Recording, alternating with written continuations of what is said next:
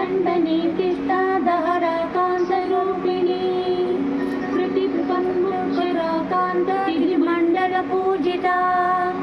कलपद्मकलानादा कलानादविनोदिनी सचरमावाणी सदा दक्षिणसेविता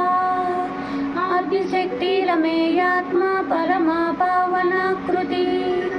अनेककोटिब्रह्माण्ड जननी दिव्यविग्रह ऐकारी केवला भूया कैवल्यपददायिनी त्रिपुरा जगद्वन्द्व त्रिपुटी सिद्धेश्वरी प्रियक्षरे दिव्यदत्त्वा सिन्दूरतिलकाञ्चिता उमा महेन्द्रतनया गौरी गन्धर्वसेविता बिम्बदुर्गा स्वर्णगर्भा वरदा वागिदेश्वरी जगदगम्य परिच्छेदा